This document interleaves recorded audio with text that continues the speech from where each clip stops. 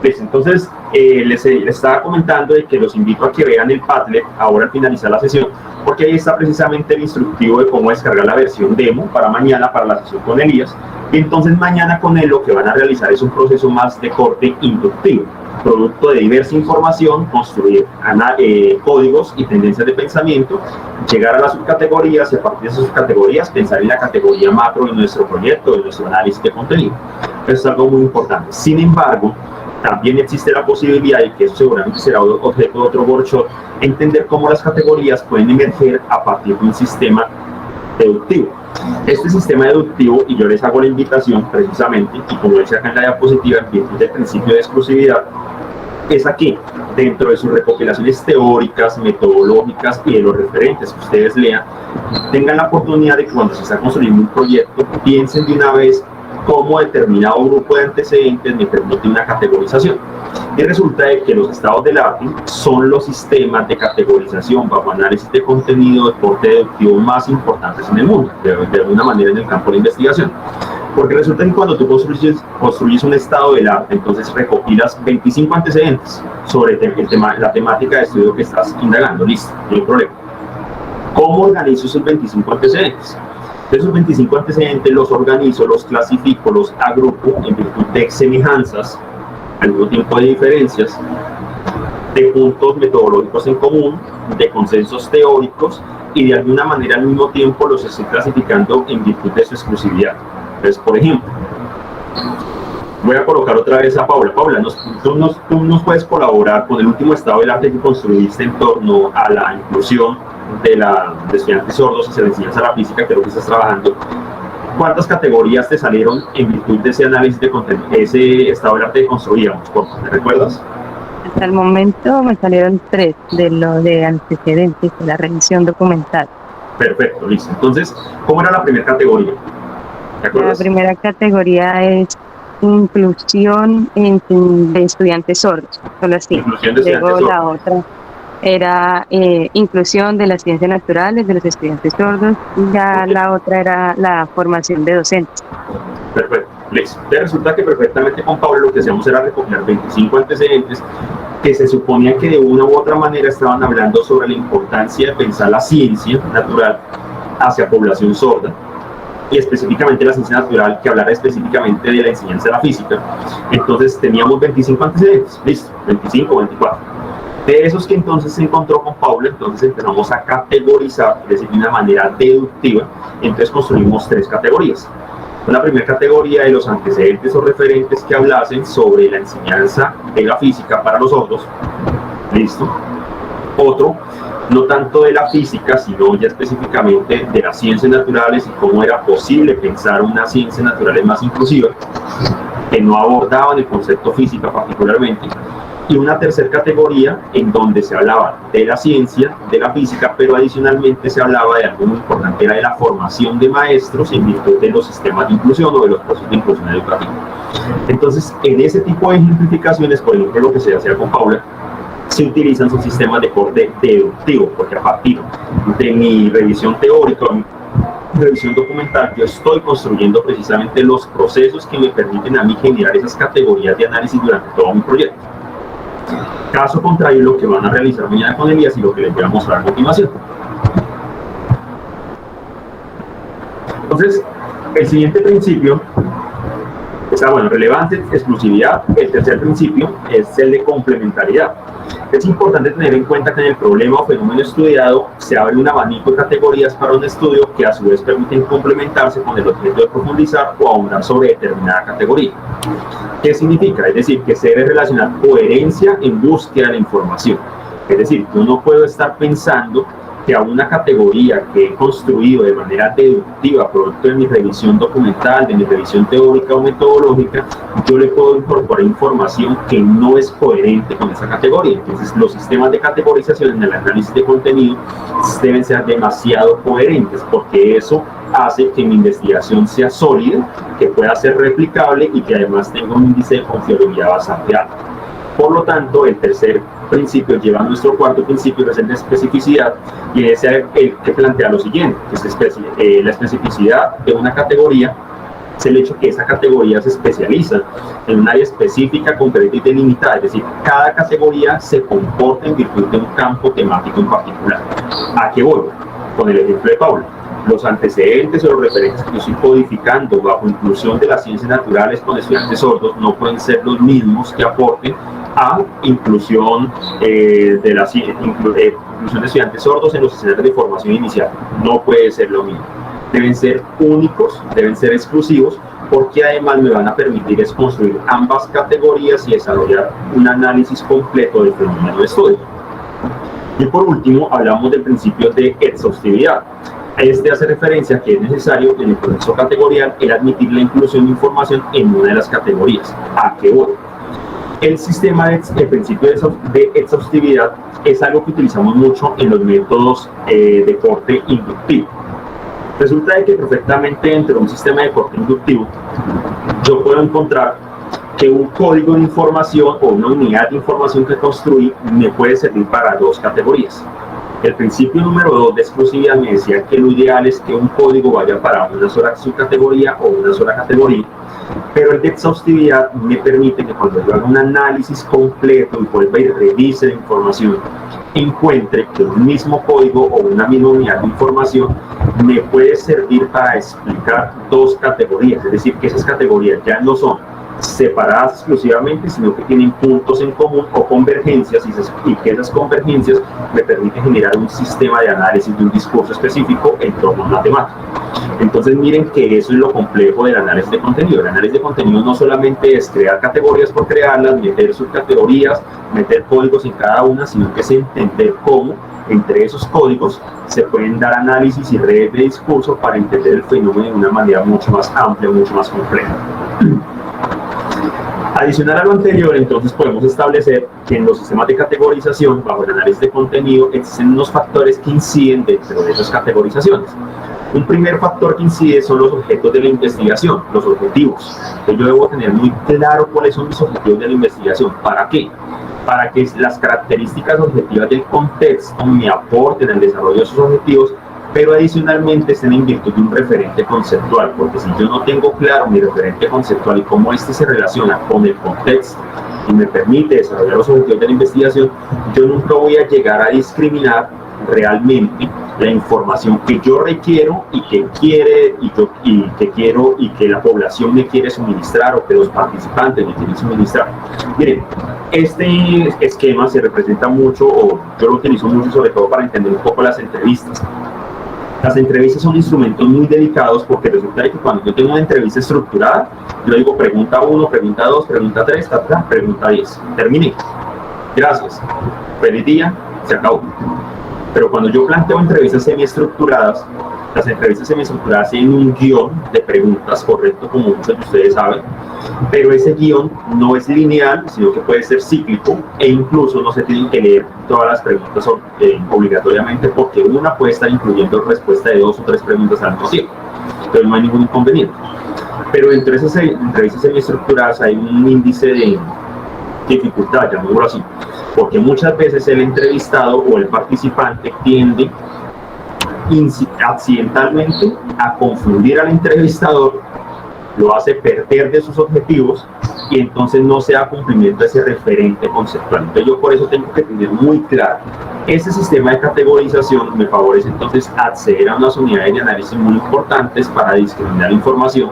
Y entonces yo voy a decir lo siguiente: en investigación cualitativa e investigación mixta, muchas veces nosotros no hacemos la famosa categorización de variables, que se utiliza mucho en investigación cuantitativa. Pero yo soy de los que sugiere, sobre todo a nivel de maestría, se lo digo a los estudiantes de maestría, que perfectamente sí es importante pensar en cómo el objetivo específico 1 tiene determinadas variables, que yo quiero llegar a esas variables, y cómo esas variables tienen unas categorías de análisis en virtud del cuestionario, de la entrevista, del grupo focal, de lo que yo vaya a utilizar, y que yo esperaría deductivamente llegar a determinadas subcategorías. Cuando yo hago esa operacionalización de variables, entonces yo ya voy claro, voy fijo en virtud de mi referente conceptual, las características del contexto que he reconocido previamente, pero al mismo tiempo estoy discriminando información que se puede modificar, claro que se puede modificar, pero estoy dándole prioridad a esos objetivos de la investigación. Muchas veces el dolo o el problema de las investigaciones es que precisamente los objetivos empiezan perfecto, los instrumentos maravillosos, pero cuando se recopiló la información, esa información respondió a los instrumentos, pero no responde a los objetivos. Ese es el problema muchas veces de las investigaciones. Y entonces precisamente en la última sesión hablábamos de la posibilidad de que las investigaciones cualitativas tuvieran la posibilidad de ser replicables, que tuvieran índices de confiabilidad, de veracidad, y eso depende del sistema de categorización. Acá tengo en pantalla algunos modelos que he contado con él ahora precisamente de mis estudiantes de pregrado, y entonces acá tenemos un esquema de los que ustedes van a construir, seguramente van a aprender a construir mañana, y los que ya saben manejar el software Atlas y maravilloso. Este modelo hace parte de una investigación que hemos terminado junto con Daniela Mulano, Daniel Trujillo y Mayra Alejandra Andrade, en torno a la posibilidad de pensar la inclusión educativa en los escenarios de formación inicial del profesorado de ciencias naturales. Con ellos utilizábamos un cuestionario y hacemos una entrevista a docentes en formación y a docentes en ejercicio para poder entender precisamente cómo las ciencias naturales habían estado apartadas del proceso de inclusión educativa, de la vinculación con estudiantes con necesidades educativas especiales, y qué giraba o qué se construía en torno a ese fenómeno. En gris, en la mitad, tenemos la categoría mayoritaria, nuestra categoría central, porque esa es deductiva, es formación del profesorado e inclusión. Eso está claro porque ese es nuestro objeto de estudio. Producto de esta categoría deductiva que sustraímos de nuestros intereses de investigación, construimos unas categorías que se derivaron de la construcción teórica o del análisis teórico, es decir, son categorías deductivas. Encontrábamos, por ejemplo, que hay algunos autores, sobre todo chilenos, que plantean que es muy importante para pensar la inclusión, pensar los escenarios de formación del profesorado, pero al mismo tiempo entender qué se concibe como inclusión de necesidades educativas especiales. Uno de los fenómenos que se utilizan más en Estados Unidos, por ejemplo, es entender cómo existe una corresponsabilidad para la inclusión de las necesidades educativas especiales. Y asimismo, cuando se habla de ciencias naturales particularmente, es importante, de acuerdo a diversos autores en el campo de la didáctica, entender cómo se evaluaría las necesidades educativas especiales y cómo se le evaluarían los conocimientos a esos estudiantes, qué tipo de estrategias se utilizarían para abordar la enseñanza de las ciencias con necesidades educativas especiales en el aula, cómo el profesor de ciencias define una necesidad educativa especial, cómo clasifica esa necesidad educativa especial y cómo entiende que las ciencias pueden estar en atributo de un proceso de inclusión y asimismo están supeditadas a unas dificultades de aprendizaje. Entonces, las categorías periféricas de este esquema de análisis de discurso fueron categorías de corte deductivo que nosotros construimos a partir de la revisión documental en virtud de nuestra categoría central, que es nuestro objeto de estudio. Lo interesante del Atlas TIC, y que eso lo podemos hacer también a mano alzada, digámoslo así, dentro del análisis de contenido, es entender cómo las categorías periféricas y nuestra categoría central están relacionadas. Entonces nosotros encontramos, por ejemplo, o planteamos que la evaluación, las estrategias, la definición, la clasificación, las dificultades, ciencia, inclusión y la responsabilidad son parte de la formación del profesorado y la inclusión educativa, pero por ejemplo que entre ciencia e inclusión y dificultades hay una contradicción, porque resulta que el profesorado en activo nos decía, y encontrábamos a nivel de literatura, que muchas veces el profesor puede tener la mejor intención de incluir estudiantes con necesidades educativas especiales dentro del aula, pero que para él es más importante reconocer todos los problemas que puede tener. Entonces, cómo precisamente esa noción actitudinal del profesorado puede ir en contravía con lo que está pasando en las prácticas educativas. Entonces, por eso encontrábamos o planteábamos que estas dos categorías son contradictorias. Asimismo, encontrábamos o planteábamos que el definir las necesidades educativas especiales es una propiedad de la clasificación. ¿Por qué? Porque resulta que cuando el profesor es capaz de definir de clasificar las necesidades y definir el trabajo de sus estudiantes en virtud de los ritmos de aprendizaje, las inteligencias múltiples, entender que todos tenemos unas necesidades educativas particulares, especiales, y que no por eso somos diferentes, no somos diferentes para mal, sino que somos diferentes para bien, decirlo así, es porque tenemos una definición de inclusión más amplia, más holística y no tradicional. Y asimismo, planteábamos dentro de esta red de análisis de contenido que la evaluación a estudiantes con necesidades educativas especiales está asociado en virtud de las estrategias que yo puedo llevar como profesor al aula de ciencias. Entonces resulta de que si perfectamente yo llevo juegos, llevo estrategias didácticas alternativas, no convencionales, innovadoras, entonces automáticamente puedo estar reconociendo que mis estudiantes no todos son kinestésicos, no todos son perfectamente motores, que no son de inteligencia motora, que no todos son de inteligencia acústica, visual, sino que hay diversidad dentro del aula y que eso asimismo repercute en una evaluación particularizada. Entonces mire que este esquema perfectamente de corte deductivo lo construimos nosotros a partir de la revisión teórica. ¿Qué es un sistema o un análisis de contenido ya de corte inductivo? En donde yo empiezo a generar tendencias de pensamiento y alimento esas categorías. Bueno, aquí hay algo muy particular que ustedes van a reconocer mañana. Ustedes van a reconocer mañana en la clase con Elías, es precisamente que dentro de cada categoría hay un número específico que es el número, el entero que está al lado derecho en cada uno de los vínculos. Entonces, por ejemplo, ¿qué podemos observar acá? Que para la categoría formación de profesorado hay 16 unidades de información, en inclusión hay 18, en responsabilidad hay 9, y estas unidades de información ya son de corte inductivo que les voy a mostrar a continuación. Por ejemplo, en la categoría definición NE tenemos 12 unidades de información, y estas unidades de información ya no son de corte deductivo, que se derivan de la teoría, de los marcos conceptuales y metodológicos, sino que son de corte inductivo, porque se derivan de las respuestas del profesorado participante en la investigación. Entonces, ¿qué encontrábamos? Que hay muchos profesores, 6 específicamente acá, como pueden ver en la diapositiva 6, que plantean que para definir las necesidades educativas especiales, la palabra más adecuada es limitación. Entonces, limitación es una construcción teórica, es una tendencia de pensamiento, una unidad de información que nosotros como investigadores planteábamos para diferentes respuestas de ellos, en donde aludían al hecho de que una necesidad educativa especial limita el funcionamiento, limita la cognición, limita el desplazamiento, limita el desarrollo, limita el aprendizaje. Otros, por ejemplo, hablaban que la definición de las necesidades educativas especiales es más atribuible a una característica especial, otros a un trastorno de conducta, otros a condiciones educativas especiales, otro a una discapacidad, otros a una limitación motriz. ¿Por qué estos son diferentes a aquellos? Porque esos hablaban a nivel general de necesidad educativa como una limitación, mientras que esos ya hablaban o particularizaban en limitaciones motrices, en limitaciones cognitivas, limitaciones sensoriales. Otros decían, bastantes, hablan de que, por ejemplo, una necesidad educativa especial es una dificultad de aprendizaje. Y hay algunos, muy interesantemente, que hablan de que las necesidades educativas especiales son están relacionadas con los ritmos de aprendizaje. Entonces, todas estas tendencias de pensamiento que encontramos en esta parte inferior, en este abanico de posibilidades dentro de la categorización, es un sistema de corte inductivo, producto del análisis de las respuestas, de las posibilidades que se dan en los instrumentos, que alimentan una categoría de corte deductivo que he planteado en virtud de la revisión teórica y documental. Pero muestro específicamente esta categoría porque hay una particularidad que es en virtud del principio de exhaustividad de la categorización.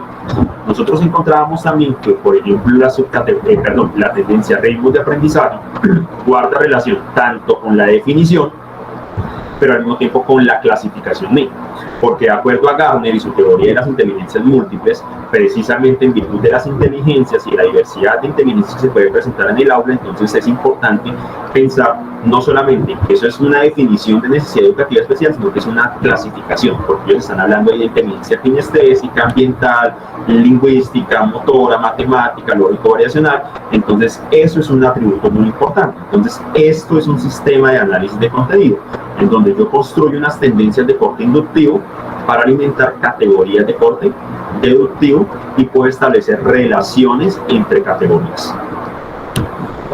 Acá tenemos otro ejemplo, por ejemplo, valga la redundancia, en donde tenemos la categoría clasificación NE, y esta categoría entonces está alimentada por 5 tendencias de pensamiento: exclusión NE, diagnóstico NE, caracterización del aula, articulación con el PI y ritmos de aprendizaje, lo que les decía hace unos minutos. Y por ejemplo, este sistema categórico es mucho más grande. ¿Por qué es mucho más grande? Porque encontramos en la mitad o en el centro de nuestro esquema la categoría formación del profesorado, que es muy importante de acuerdo a la teoría, una categoría de corte deductivo, alimentada por una serie de tendencias inductivas, una categorización muy interesante, producto de los instrumentos, pero encontrábamos unas relaciones, que la formación del profesorado guarda relación con la responsabilidad NIE, al mismo tiempo guarda relación con lo que es inclusión de necesidades educativas especiales, y que hay unas tendencias de pensamiento como legislación pública y formación en inclusión que se comparten entre esas categorías. Es decir, que yo puedo establecer un análisis del discurso de los docentes en formación y los docentes en ejercicio en torno a la posibilidad de pensar la inclusión en la enseñanza de las ciencias naturales. Hasta ahí de estos esquemas, ¿hay alguna pregunta, algún comentario, algo que quisieran particularizar? Jonathan, qué pena, una preguntita. Buenos días para todos.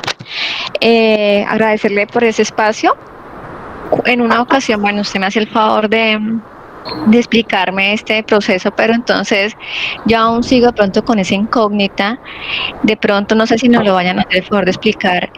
Por ejemplo, cómo yo sé para clasificar o para relacionar esos códigos, por ejemplo, es parte de similar, esa asociación de, entonces no sé si de pronto haya espacio para que nos hagan como, a pesar que usted está haciendo un ejercicio, pero no sé si dentro del ejercicio que se vaya a realizar posteriormente sea como más clara digamos, estos códigos, no sé si me hago entender. Perfecto, profe Jennifer, listo. Entonces, precisamente este sistema de categorización o la construcción de redes categóricas de análisis del discurso está en virtud de esas relaciones, como lo ha dicho Jennifer, está asociado con, es parte de, es una propiedad de, es contradictorio, es causa de aquello. Entonces, en principio, primeramente, en virtud del principio de exhaustividad y de exclusividad, que son derivados de la actividad del investigador, entonces estas relaciones están derivadas de lo que el investigador considera. Entonces, la recomendación en primera instancia es que todas las unidades de información que alimentan una categoría en particular y que esa categoría haya sido construida de manera deductiva derivada de la teoría o inductiva derivada de los mismos datos, es porque esas tendencias están asociadas con esa categoría. Por lo regular, cuando asociamos categorías en macrocategorías o subcategorías en categorías principales, hablamos siempre de que estas subcategorías hacen parte de esa categoría principal. Entonces, por eso, acá decimos que la formación del profesorado es parte de esa categoría principal de nosotros, que es formación, profesorado e inclusión. Pero entonces ya las otras relaciones, como es causa de, ya están relacionadas con el criterio del investigador, y para todos. Mañana, en la sesión de la tarde, que se va a hacer un trabajo más práctico con el Atlas SIG. Entonces, yo les invito a que, por ejemplo, Jennifer, que tú ya estás terminando, estás terminando los últimos análisis de tu trabajo de maestría, Andrés también, por ejemplo, y Alice, todos los quienes estén participando acá en este taller y que ya tienen datos, información recopilada, mañana los tengan en cuenta para su trabajo, porque resulta, en el taller, porque la idea es que precisamente mañana ustedes, así no sean en software, porque muchas veces se demora, pero por lo menos a mano alzada en casa, puedan estar pensando en cuáles serían esas tendencias de pensamiento de corte inductivo, que salen de los datos que ustedes tienen, y cómo establecer esas relaciones, si están asociadas, si son parte de, si son contradictorias. Por ejemplo, esta es causa de, que nosotros planteamos acá, esta diagonal que estoy acá señalando acá con el cursor. Lo que nosotros caracterizábamos era el hecho de que, de acuerdo a las respuestas del profesorado participante, la responsabilidad de educar a estudiantes con necesidades educativas especiales es una causa de la formación del profesorado. ¿Por qué? Porque en las entrevistas nosotros encontrábamos que para los docentes participantes, como nunca habían aprendido de inclusión educativa en su formación inicial como docentes, para ellos decían que ellos no eran responsables de educar a necesidades educativas especiales, que la responsabilidad de esos procesos educativos con estos estudiantes eran del psicólogo, del psicoorientador, del trabajador social, del magisterio en inclusión o de la persona que tuviera la formación específica. Entonces, por eso nosotros consideramos como investigadores que la relación entre estas dos categorías era causal. ¿Me hago entender en ese aspecto, Jennifer? Sí, sí, sí, señor. Pero por el contrario, devolviéndome un momento acá a esta categoría, al esquema principal, nosotros también encontrábamos lo siguiente. Los docentes, dentro de su discurso, dentro de las entrevistas, encontrábamos que ellos decían: no, yo utilizo juegos para los estudiantes hiperactivos, porque ellos acaban primero, y entonces, como acaban primero, yo les coloco un juego para que ellos se entretengan el resto de la clase y no me molesten a los demás estudiantes. Entonces yo les decíamos, bueno, profe, listo. Y entonces ese juego, ¿qué finalidad tiene dentro del aula suya de ciencias naturales? Era una profesora de primaria. Ah, no, pues entonces si él termina el juego rápido y no me molesta a los demás compañeritos, yo le coloco buena nota. Es decir, que sí se están dando cuenta que hay una asociación entre la estrategia que está utilizando la persona, el profesor, para esos estudiantes con necesidades educativas especiales, para poder hacer también la evaluación a ellos. Porque entonces en ese caso el juego no era una estrategia de enseñanza-aprendizaje mediadora, sino que era una estrategia de premio y castigo. Tú te portas bien, te doy el juego, no me molestas a los demás compañeros, y de esa manera tienes el 5, tienes el punto positivo, tienes la carita feliz. Entonces, en ese caso, por eso existe esa relación que nosotros planteamos dentro del esquema, que están asociadas esas dos categorías de acuerdo a los discursos. Entonces, la invitación es esa. Profesor Jairo, está levantando la palabra, señor.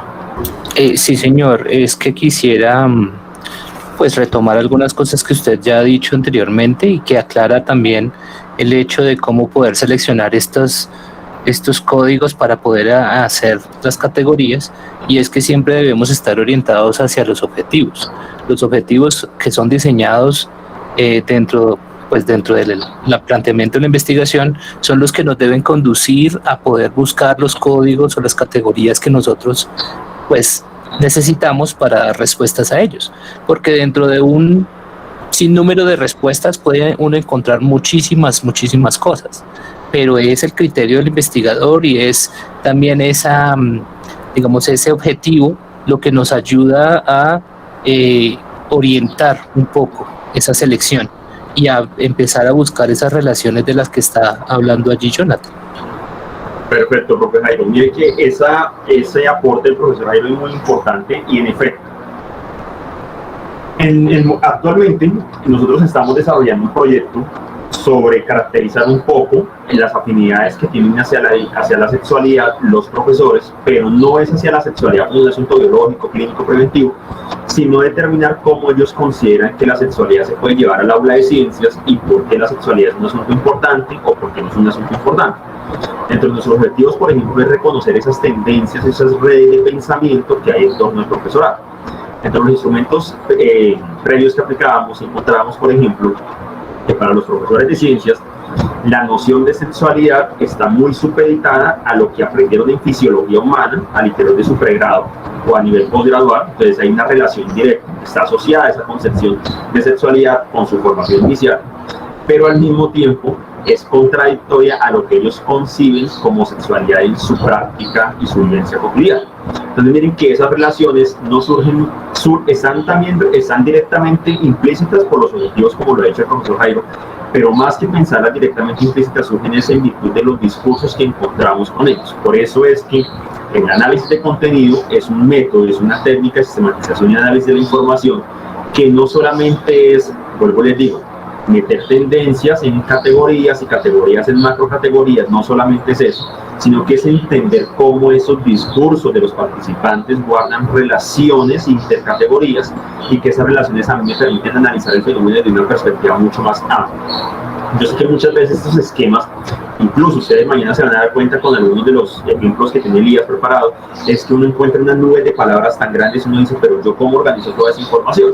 Y precisamente para organizar esa información surgen esas relaciones, es asociado, es parte, es contradictorio, es causa, y eso debe estar muy alimentado por mi convicción como investigador, los objetivos que tengo para mi proyecto, y adicionalmente en virtud de la información que estoy recopilando. Entonces, como les decía yo acá en esta partecita, en esta diapositiva atrás, es decisión del investigador, porque él debe procurar respetar la especificidad del material recogido, la especificidad de su investigación, pero bajo la perspectiva de los actores involucrados, que en este caso son los participantes, los entes.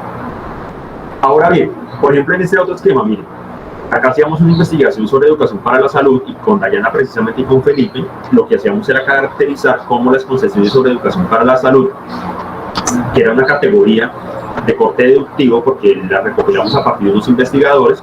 Entonces estaban alimentadas por unas categorías que nosotros habíamos considerado importantes en virtud de las diferentes dinámicas que se estaban dando a nivel teórico, metodológico y de las problemáticas que encontrábamos en torno a la educación para la salud.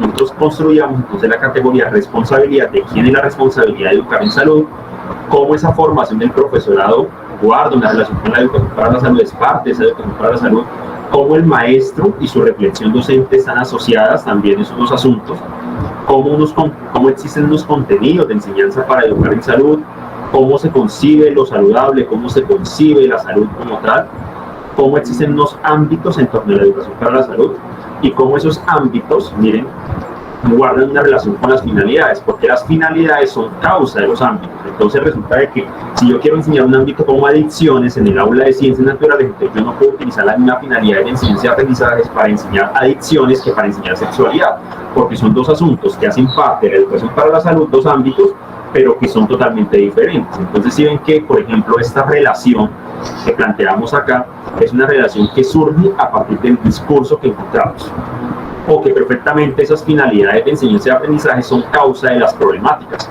porque resulta que yo debo tener en cuenta el problema en el contexto para así mismo determinar esas finalidades, y cómo esas finalidades también están asociadas con la relación que existe entre educación para la salud y ciencia natural. Entonces miren que esos análisis del discurso están supeditados a las categorías deductivas que construyo para mi análisis de la investigación, de mis instrumentos, de mi información, como a las categorías inductivas que empiezo a recrear a partir del análisis de la información recopilada. Entonces acá, por ejemplo, tenemos la categoría finalidades de enseñanza y aprendizaje, y entonces vuelvo y les digo que es una causa de las problemáticas, pero también es una causa de esos ámbitos, y esas finalidades que proponen los docentes en formación son, por ejemplo, formar en salud, que la salud es transversal, que se formen hábitos saludables, que se desarrollen competencias, que haya una prevención de enfermedades y que se favorezca la construcción de escuelas saludables. Entonces miren cómo estas 6 tendencias de pensamiento alimentan, son parte de esta categoría. ¿Y por qué la colocamos acá como es parte? Porque cuando las encontramos dentro del discurso, las encontramos de manera muy sólida. Entonces, dentro de lo que plantean algunos autores es que, por ejemplo, lo está asociado, es algo que puede variar, mientras que el es parte es algo que está totalmente sólido dentro de los discursos. ¿Y por qué sólido? Porque resulta que con este proyecto de investigación con Diana y Felipe, nosotros no solamente aplicábamos un cuestionario de concepciones, sino que al mismo tiempo aplicábamos un cuestionario de actitudes y analizábamos unas prácticas en unos grupos focales. Entonces eso nos ha permitido establecer esas tensiones y esas relaciones discursivas para poder entender el fenómeno de una manera muy amplia y muy específica al mismo tiempo. Quiero terminar con estos asuntos de por qué categorizar, porque ya son las 9:32 y yo creo que ya... Bueno, ¿hasta qué horas tenemos tiempo, José? Aproximadamente. Bueno, José como que no nos escucha ahí. Bueno, igual. Voy a continuar acá mientras tanto. Entonces, ¿por qué categorizar? Hay 3 preguntas que surgen muy interesantes en esto del análisis de contenido. Es ¿por qué nace cada categoría y subcategoría? ¿Cómo se sustenta teóricamente una categoría o una subcategoría? ¿Y cómo se define cada una de estas? De acuerdo a Bonilla y Rodríguez, entonces precisamente planteamos lo siguiente: que en primer momento es necesario reconocer los elementos o cualidades recurrentes entre un conjunto de información, que cuando reconocemos esos elementos recurrentes o esas cualidades recurrentes en un conjunto, podemos generar subconjuntos de información, que serían esas primeras subcategorías, o más bien yo diría que son las primeras tendencias de pensamiento que pueden volverse subcategorías. Cuando reviso que esas tendencias o esos subconjuntos sean coherentes y que sean correspondientes con lo que yo tengo establecido en mis objetivos de mi investigación, entonces puedo pensar, ahí sí, en que se definen conceptos a los cuales los denominamos como pertinentes para una agrupación, y que en virtud de esa agrupación entonces planteamos propuestas de categorización. Entonces esto es lo que hemos hablado durante este rato. Precisamente yo debo revisar de manera inductiva, cuando tengo mis datos recopilados, qué características semejantes hay entre esos datos, establecer pequeños grupos, todavía no lo llamo ni subcategoría ni categoría, los puedo llamar tendencias de pensamiento, cómo esas mismas tendencias se pueden subagrupar nuevamente de manera coherente o correspondientemente, y ya luego esto me permite generar un sistema de categorización en donde se dé una pertinencia para poder asimilar el proceso completo. Galeano, por ejemplo, también establece que entre los procesos de categorización y codificación existen unos componentes muy importantes. Por ejemplo, uno de los componentes más importantes que plantea este autor es el hecho de que el análisis de contenido favorece el registro sistemático de la información recolectada o generada. Eso es algo muy importante, que no lo tiene ningún otro método, porque acá hacemos un registro sistemático completo de entender las diferentes vertientes de esa información recopilada, que nos permite dividir los contenidos en unidades temáticas, que pueden ser párrafos, grupos, categorías, que yo puedo hacer un análisis del discurso, que además el análisis de contenido me permite asignar a cada unidad temática una categoría, ¿sí? O incluso puedo ser, le vuelvo y digo, de acuerdo al principio de exhaustividad, el mismo código, la misma tendencia de pensamiento me puede alimentar dos categorías, me permite asignar sus categorías o dimensiones a propiedades descriptivas. Entonces, eso es lo rico del análisis de contenido. El análisis de contenido no solamente es cualitativo, sino que es cuantitativo, porque me permite analizar frecuencias, tendencias de mención, medias, medianas, y asimismo establecer análisis descriptivos e interpretativos. Me permite agrupar y asociar esas categorías de acuerdo a su naturaleza y su contenido, teorizar, que es algo muy importante, de manera de estructurar esas ideas, construir una red de discurso, mantener una confrontación muy interesante entre esas categorías y sobre todo cómo esas categorías se pueden construir desde la categoría como punto de referencia o desde la misma experiencia como realidad empírica. Entonces, el análisis de contenido es el único método, de alguna manera, que nos puede favorecer procesos deductivos y procesos inductivos para poder teorizar y categorizar información. ¿Por qué categorizar o para qué categorizar? Entonces, yo acá tengo una frase muy interesante, que es una frase planteada por Martínez en 97, y nos dice que cuando se categoriza, la mente inicia un auténtico juego con las categorías, percibe, contrasta, compara, agrega y ordena categorías y sus propiedades, establece sus lazos o relaciones y especula. Cada una de esas actividades mentales es una rama menor de la siguiente. La categorización o clasificación de contenidos, y más todavía su estructuración teórica, requieren en general mucha concentración. No pueden ser tareas que se puedan realizar en retazos de tiempo, ya que se necesita de una atención especial. Entonces, miren lo rico del análisis de contenido. Yo no solamente estoy cumpliendo mis objetivos, sino que adicionalmente estoy generando unos análisis, unas competencias vitales para nosotros como investigadores, que nos favorecen la capacidad inclusive de imaginar, de creativizar, para poder entender cómo unas redes de pensamiento, en virtud de los instrumentos, en virtud de las teorías que estoy recopilando, me permiten alimentar unos procesos cognitivos para el proceso indagativo como para mí como investigador. Este es un esquema principal, de alguna manera, dentro de los sistemas de análisis de contenido. Digamos que a nivel metodológico, lo que normalmente hacemos es que grabamos entrevistas, recolectamos información en documentos, hacemos una transcripción de entrevistas o los digitalizamos, construimos unas unidades de información, mañana lo van a aprender con Elías, codificamos, que es lo que hemos visto acá en la representación de esta charla el día de hoy, ubicamos esas unidades de información en categorías y subcategorías, las agrupamos, formulamos proposiciones, que serían esas redes de análisis, es causa de, es asociado, es contradictorio, formulamos unos referentes que serán nuestros resultados y finalmente hacemos una discusión de esa información. Acá tengo algún ejemplo, por ejemplo, para la redundancia. Acá aplicamos un instrumento. Nosotros normalmente en el grupo de investigación, los instrumentos no le pedimos nunca el nombre al estudiante, de manera directa le decimos, si quiere voluntariamente coloque su nombre o colóquese un seudónimo. Entonces ahí está tapado por supuesto el seudónimo, y entonces le decíamos lo siguiente: a continuación encontrarán una serie de cuestionamientos, los cuales por favor debe responder y justificar de manera clara. Es muy importante que responda de forma sincera cada uno de los cuestionamientos. Primera pregunta: para usted, ¿qué es una salida de campo? Era la pregunta que le hacíamos. Entonces el estudiante o la estudiante nos decía: es un espacio de construcción disciplinar, pedagógica y humanística que se puede dar tanto en el área rural o urbana. Esa era la respuesta de él, por ella. Lo que nosotros hacemos normalmente a mano, o sí, casi siempre lo hacemos a mano cuando los instrumentos son de material físico, es asignarle unos códigos. Entonces, E1, cuestionario final 1. Entonces, este es el código que me va a permitir decir que en este código está esta respuesta.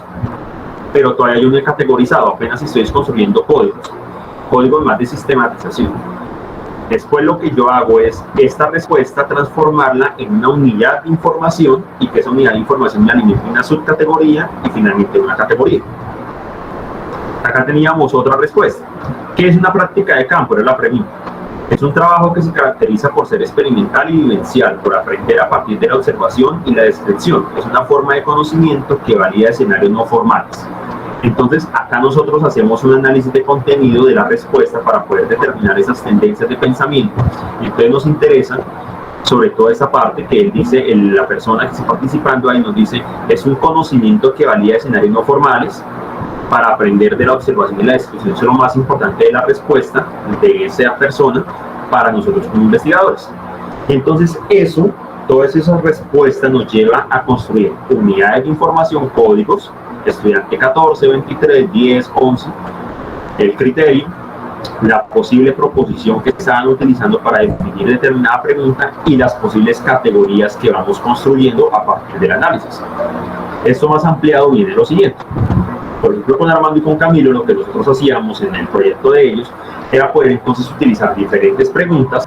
Cada pregunta era una categoría. Entonces, por ejemplo, en la categoría importancia de la diversidad biológica encontramos 4 subcategorías. Una primera subcategoría no sabe, no responde, porque esa subcategoría siempre debe ir de alguna manera, porque puede ser que el participante no quiera responder, no tiene la respuesta en el momento. Entonces existe, no sabe, no responde, con una frecuencia, cuántos estudiantes se ubicaron en esa subcategoría. Una subcategoría que denominábamos turismo, porque es esas respuestas que hablan mucho de que en Villavieja pues lo más importante es el turismo, por lo tanto la diversidad biológica se vuelve un asunto de exhibir y no de conservar. Pero hay otros que hablan de reconocer esa diversidad biológica y cuidarla, y por qué no de establecer una relación entre el ser humano y la biodiversidad. Entonces, si se dan cuenta, para cada categoría construimos unas subcategorías. Entonces esas categorías son de corte deductivo, porque provienen de las preguntas que hemos planteado para dar cumplimiento a nuestros objetivos, pero esas subcategorías son de corte inductivo, porque surgen de las respuestas de los estudiantes o de los participantes. Les hacemos una frecuencia estadística, les damos una valoración. Por ejemplo, entre estas 4 subcategorías, entre no sabe, no responde, turismo, reconocer, cuidar biodiversidad y relación humano-biodiversidad, para nosotros la subcategoría más importante es relación humano-biodiversidad, por eso le damos un valor de 4, al anterior un valor de 3, al anterior un valor de 2 y al anterior un valor de 1. Estas puntuaciones nos sirven mucho cuando nosotros queremos transformar datos cualitativos en datos cuantitativos, que es un asunto muy interesante del análisis de contenido.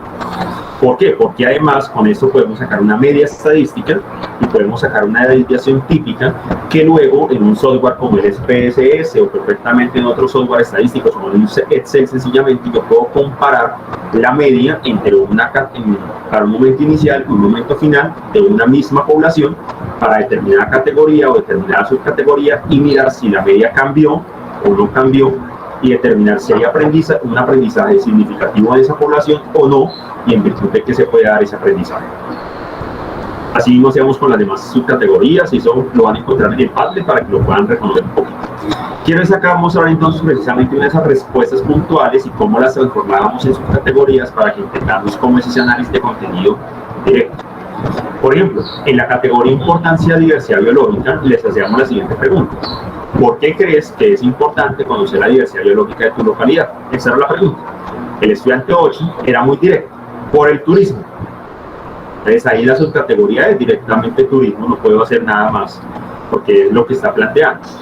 Pero el estudiante E20 nos decía lo siguiente: porque nos ayuda a conocer la diversidad y cuidar las especies que habitan, como también las plantas.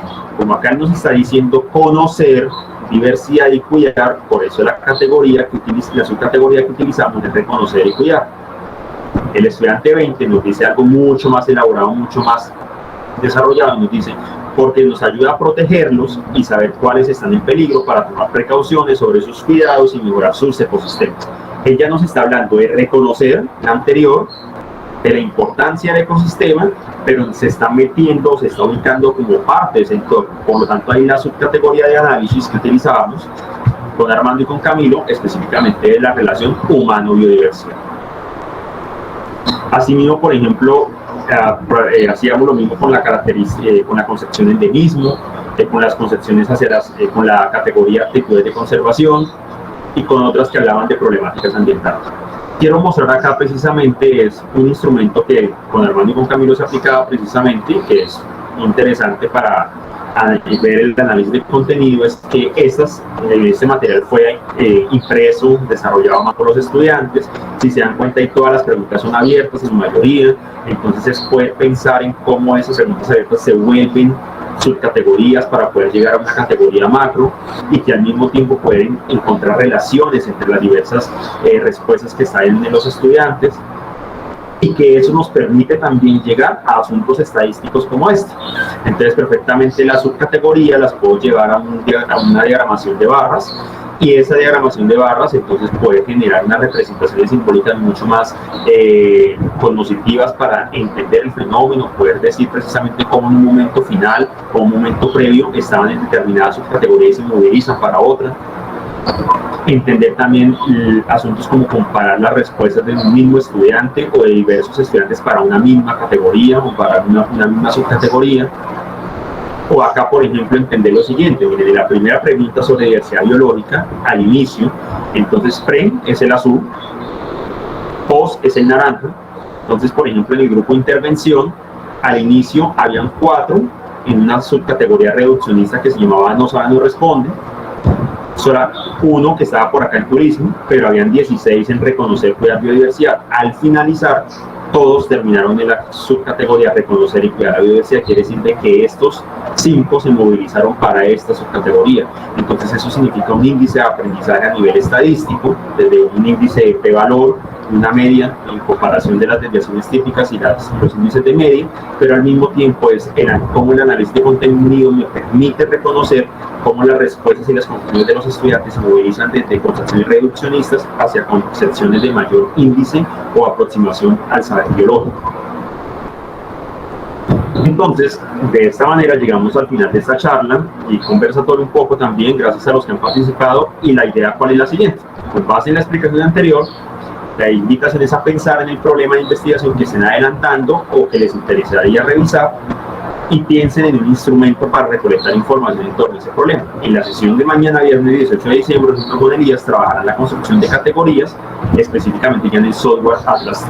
La invitación para todos y para todas es que, por ejemplo, los que ya tienen instrumentos aplicados de diversos instrumentos puedan perfectamente llevarlos mañana, tenerlos listos, descarguen la versión demo. Ya les voy a colocar acá el link para la versión, permítanme un minuto y ya les coloco el link para que la puedan ir descargando, porque no es demorada, pero es mejor que la descarguen con tiempo.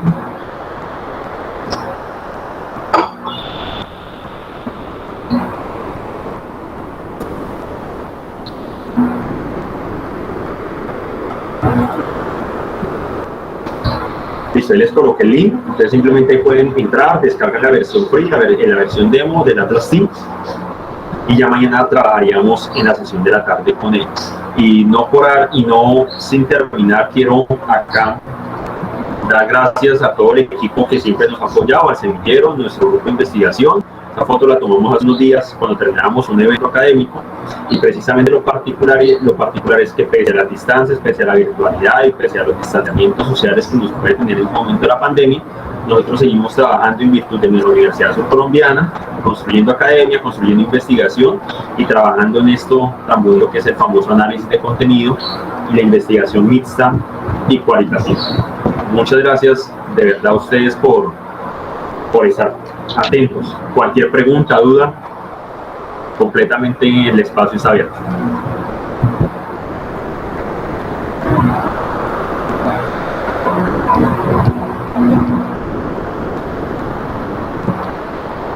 Perfecto, profesor Rubén. Esa es la idea precisamente de esto. Yo sé y quisiéramos, con Elías, cuando nos planteaban precisamente lo del workshop, Martica, decíamos nosotros, quisiéramos tener un taller en persona, en vivencial, de poder, bueno, tome ese instrumento, codifíquelo, plantéelo, cuál es la categoría que usted considera que se establece, cómo esa categoría se relaciona con otra, pero acá mediante la virtualidad nos toca mostrar mucho de lo que se ha logrado hacer en nuestras experiencias investigativas, ustedes reconocer esas tendencias de pensamiento, y mañana, que en nuestro segundo momento que tendremos con el Atlas 5, entonces poder ya que sea un trabajo un poco más práctico, que ustedes desde sus casas tengan instalados los software para poder trabajar. Profe, ¿le puedo hacer una pregunta? Sí, señor, claro. Tengo la siguiente inquietud. Entonces, vamos como a la idea que tengo. Tengo un interés estoy intentando construir un estado del arte sobre asuntos sociocientíficos y enseñanza particularmente de la física, porque en ciencias naturales, en biología, sí ha trabajado mucho. Entonces estaba muy confundido con esto de las categorías. Entonces, que de ahí de eso se puede definir categorías de búsqueda de información y luego de la información se generan unas subcategorías que han emergido. A mí, por ejemplo, me han emergido varias cositas, entre ellas, por ejemplo, una relación muy directa en los asuntos sociocientíficos y cuestiones éticas, cuestiones morales, cuestiones de pensamiento crítico, pues cuestiones de razonamiento, un montón de, pues como información de profesores. ¿Esos serían subcategorías o son las categorías que tengo que dejar como validadas para el estado del arte? Bueno, en el caso de los estados del arte, Rubén, esas tendencias, llamémoslo así, de pensamiento que estás utilizando y que han emergido, serían malas categorías que tú estás estableciendo. Entonces tú puedes perfectamente en cuestiones sociocientíficas, uno habla del enfoque de ciencia, tecnología, sociedad y ambiente, postulados por ejemplo como los de Pedro Reis, que habla perfectamente de la formación del ciudadano como emancipador y un pensamiento crítico. Y en física, que no se ha trabajado mucho, únicamente por ahí Jordi Solves hace unos 2 años publicó un artículo precisamente sobre las famosas pseudociencias y cómo se pueden volver asuntos científicos en el aula. Entonces esas tendencias de agrupación son las categorías que tú vas a construir o vas a reconocer para poder establecer tu estado del arte. Cuando revises cada una de las categorías, por ejemplo, las cuestiones sociocientíficas que hablan sobre formación ética, las de formación ciudadana, las de formación crítico-científica, las de formación de pensamiento sociocientífico, sociocultural, que son como las categorías que yo también he recopilado en los últimos años que vengo trabajando con cuestiones sociocientíficas. Eso, ahí dentro de cada una tú vas a encontrar ahí unas tendencias que hay de divergencias y convergencias entre esos artículos para poder pensar en unas subcategorías. Ejemplo particular. Yo hace unos 8 días terminé un estado del arte que ya está en revisión en la revista del cine de Caldas, sobre precisamente cómo la sexualidad y la dimensión afectivo-sexual es un asunto sociocientífico pendiente en el aula de ciencias naturales. Y dentro de la revisión de los 110 documentos que revisé para construir mi estado del arte, precisamente, o esa revisión documental, encontré 8 categorías de pensamiento que fueron derivadas de encontrar primero las convergencias a nivel de títulos, a nivel de objetivos, a nivel de los resúmenes de los artículos que recopilé.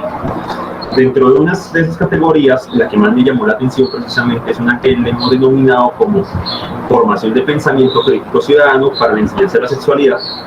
Entonces, dentro de esa categoría, encontramos perfectamente que a nivel metodológico hay unas investigaciones de corte humanista, otras de corte instrumentalista y otras de corte sensible. Entonces, esas nuevas tendencias de pensamiento que han surgido de leer nuevamente los textos ya serían las subcategorías, Rubén, ¿vale? Sería como la recomendación que te podría hacer. De todas maneras, si quieres, con mucho gusto, en la presentación estaba mi correo al inicio y luego voy a escribir nuevamente al WhatsApp. Con mucho gusto, pues cualquier consulta que puedas hacer o que tengas, yo con mucho gusto puedo colaborar. Digamos que hemos intentado esto del análisis de contenido, poderlo utilizarlo mucho para construir estados del arte y poder pensar en cómo esos estados del arte luego se vuelven investigaciones fundamentadas en virtud de una revisión.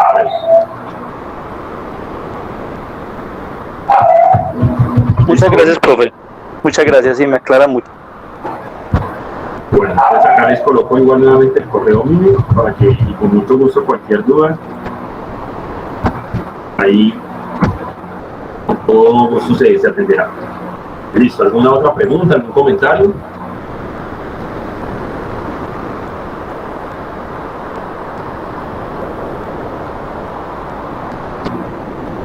Creo que no hay más por aquí en el chat. Listo, ya José les ha dejado el link de asistencia para que se puedan registrar. Yo personalmente les agradezco mucho en nombre del Grupo de Investigación Conocimiento Profesional del Profesor de Ciencias, de nuestros semilleros, de nuestros investigadores, agradecer a Dayana, a Felipe, a Daniela, Alejandra, a Armando, a Camilo, a todos los que han alimentado también esta presentación y todos los que han hecho parte de pensar en la posibilidad de un análisis de contenido como un asunto muy importante dentro de la formación del profesorado y la investigación formativa.